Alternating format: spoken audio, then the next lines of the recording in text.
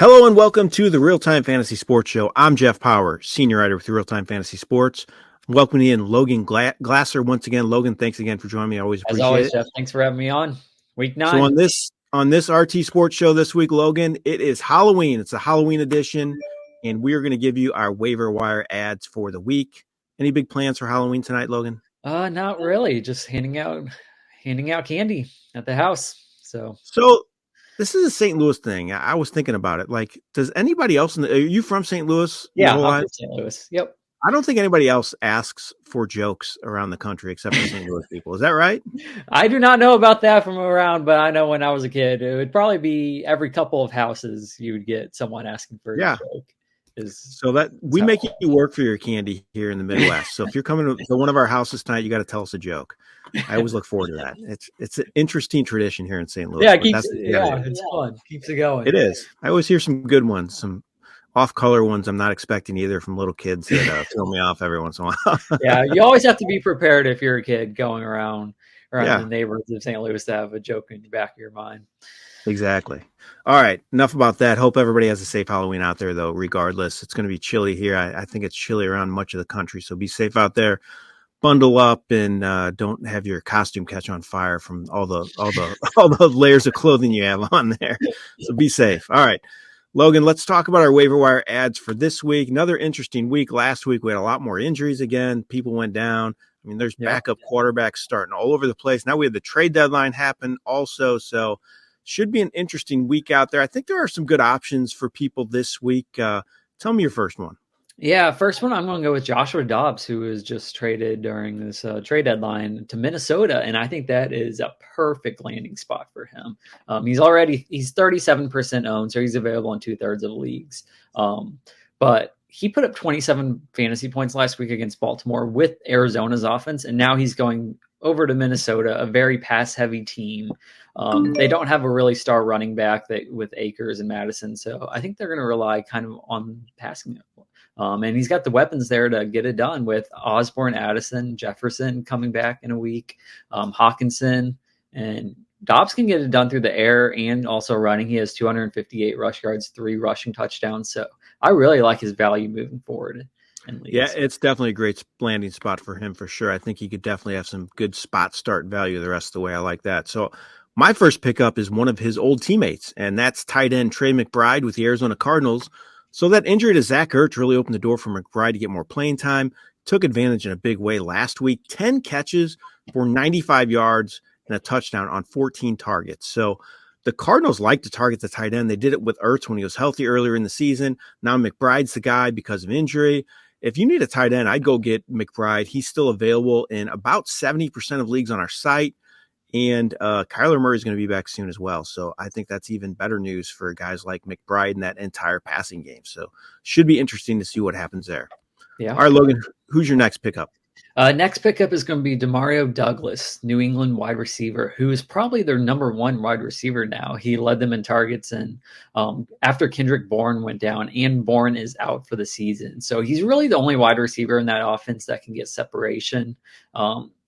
And he's only 9% owned, so he's available in almost every single league on RT Sports. So I really like him as maybe as a bench play / long shot flex option in your leagues, just to see how he does for the next couple of weeks with Bourne out. So I think it's a good pickup.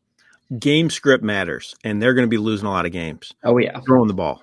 That's good for Douglas. Exactly. I agree. I like that. I like that pickup of Douglas. So my next pickup is a rookie, and it's rookie quarterback Will Levis. So he looked amazing in his NFL debut last week. 4 touchdown passes, made some big-time throws throughout that game, scored 29 fantasy points, showed his potential in a starting role. I do think he's going to be up and down. I expect him to start the rest of the year as well. Ryan Tannehill, what's the point of going with him? I think Levis is going to get some play, and he's going to be capable of the big game, but I would just expect some erratic play. He is a rookie. He was kind of that way in college, too. He'd have the big game, and then he'd make some bad decisions as well. I doubt he totally cleared up those bad throws in just a short time going to the pro game. So I still think Levis is going to be a little hit or miss, but if you need a QB, especially in a 2 quarterback format, I'd definitely go grab him. He showed his potential last week. He looked great with some of those deep throws. I mean, that touch on that last one to Hopkins was unbelievable. Across his body. Great stuff. Yeah, Hopkins had a monster game with him. Those two Yep. connected for 3 touchdowns. It's good for that passing game as well. Maybe Chigakonkwo will get going too.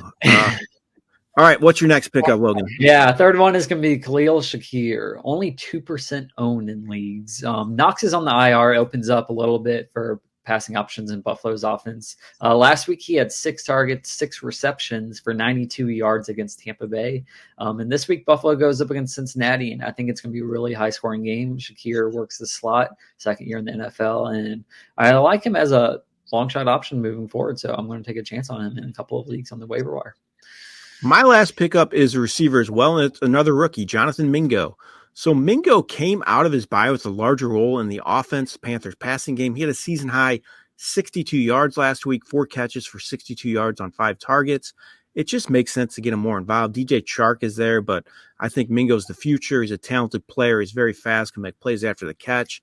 I think he's worth a speculative add. I'm not just putting him in my lineup, but I think he could end up being a player that helps second half of the season as the Panthers want to see what they have with that rookie receiver. And he's owned in just 17.3% of leagues on our site.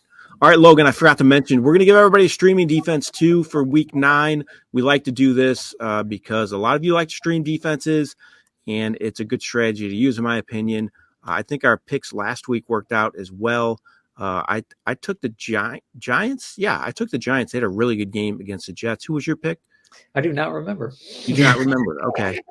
I was trying to remember what it was. Maybe the Raiders? Oh, I do not know. Hopefully not the Raiders. They got 26 points against Detroit. Oh, yeah, you're right. You would not have picked the Raiders. I can't remember either. Regardless. All right, let's move on. I'm going to go with the Los Angeles Chargers. There you go. So they're facing the Jets this weekend. Zach Wilson looked awful. I mean, it was just who wanted to lose the game more against them and the Giants at the end of the game. Wilson had 2 fumbles, and Chargers defense has forced 12 turnovers this year. They've done pretty well at that, and they can also get it after the quarterback in sacks. They had a good stretch of going 5-4-5 in sacks in games. So I'm going to go with them as my streaming defense. Only 27% owned. Mine's the same way, 27.9% owned. That's my streaming defense this week, and it's Minnesota.